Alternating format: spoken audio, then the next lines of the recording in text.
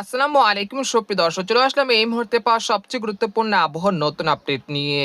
এবার মেঘ বৃষ্টি, কালবৈশাখী ঝড়, শিলাবৃষ্টি ও তাপপ্রবাহ নিয়ে আবহাওয়া দপ্তর থেকে জারি করা হলো নতুন সতর্কবার্তা।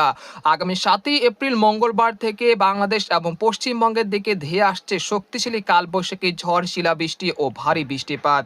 এছাড়া আগামী 24 ঘন্টার মধ্যে ঢাকা, খুলনা, বরিশাল, চট্টগ্রাম, রাজশাহী, ভারতের পশ্চিমবঙ্গের বিভিন্ন জেলাতে মৃদু থেকে মাঝারি ধরনের তাপপ্রবাহের সতর্কতা।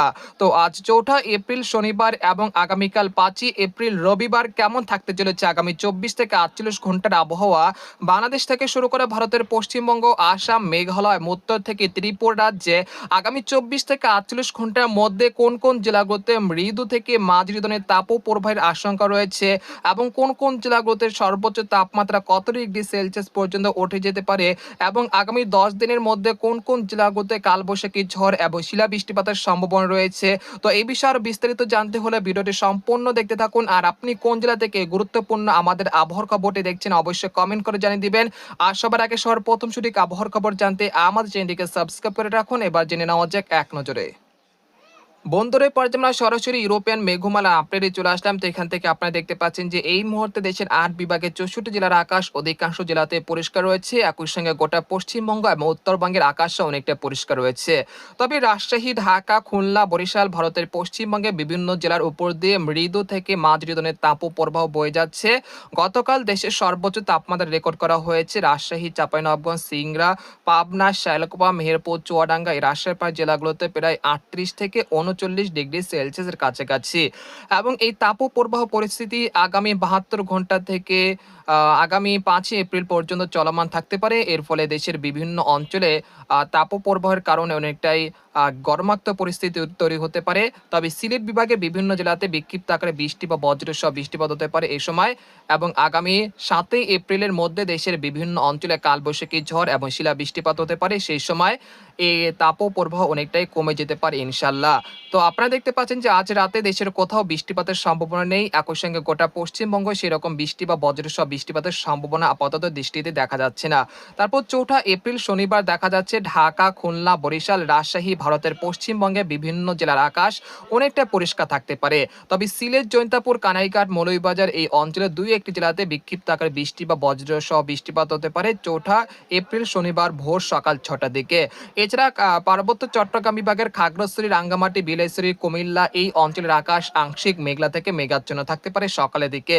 তারপর বেলা গড়াতেই দেখা যাচ্ছে রোদের তেজ কিন্তু অনেকটা বৃদ্ধি পাচ্ছে। একই সঙ্গে ঢাকা, রাজশাহী, খুলনা, বরিশাল বিভাগের উপর দিয়ে মৃদু তাপপ্রবাহ শুরু হয়ে যাচ্ছে। সেখানে সর্বোচ্চ তাপমাত্রা উঠে যেতে পারে চুয়াডাঙ্গা এই জেলাগুলোতে প্রায় দেখা যাচ্ছে যে আগামী 48 ঘন্টার মধ্যে 38 থেকে 40 ডিগ্রি সেলসিয়াসের কাছাকাছি। মেহেরপুর, শায়লকুপা, যশোর, চুয়াডাঙ্গা, পাবনা, রাজশাহী, সিংড়া, সিরাজগঞ্জ, বগুড়া, মহাদেবপুর এই অঞ্চলগুলোতে 39 থেকে 40 ডিগ্রি সেলসিয়াসের কাছাকাছি সর্বোচ্চ তাপমাত্রা উঠে যেতে পারে। তাই অবশ্যই আপনারা দুপুর 12টা থেকে বিকেল 3টার মধ্যে রোদে না থাকার জন্য আপনাদেরকে আহ্বান জানানো হচ্ছে।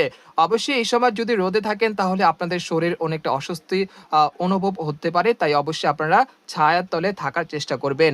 এরপর আমরা চলে আসলাম বিকেল 4টার দিকে। আসার পর দেখা যাচ্ছে কুমিল্লা এবং ভারতের ত্রিপুরা রাজ্যের আগারতলা, আমবাসা, উদয়পুর, শিলচর এই অঞ্চলের 2-1টি জেলাতে বিক্ষিপ্ত আকারে বৃষ্টি বা বজ্রসহ বৃষ্টিপাত হতে পারে। তাছাড়া ঢাকা, খুলনা, বরিশাল, ময়মনসিংহ, রাজশাহী এবং রংপুর বিভাগের আকাশ অনেকটা পরিষ্কার থাকতে পারে এবং গরমাক্ত পরিস্থিতি থাকতে পারে 4 এপ্রিল শনিবার বিকেল 4টার দিকেও। তারপর আমরা সন্ধ্যা আবার রাত 8টার দিকে চলে আসার পর দেখা যাচ্ছে তাপমাত্রা কিছুটা কমতে শুরু করেছে ঢাকা, খুলনা, বরিশাল এবং পশ্চিমবঙ্গে যে দিনের সর্বোচ্চ তাপমাত্রা 38 থেকে 40 ডিগ্রি ছিল সেই তাপমাত্রা সন্ধ্যার পরে কিছুটা কমতে পারে 4 এপ্রিল শনিবার। তারপর আমরা দুপুর রাত 12টার দিকে চলে আসলাম। আসার পর দেখা যাচ্ছে ঢাকা, খুলনা, বরিশাল, ময়মনসিংহ, রাজশাহী, ভারতের পশ্চিমবঙ্গে বিভিন্ন জেলার তাপমাত্রা কিছুটা কমতে শুরু করেছে।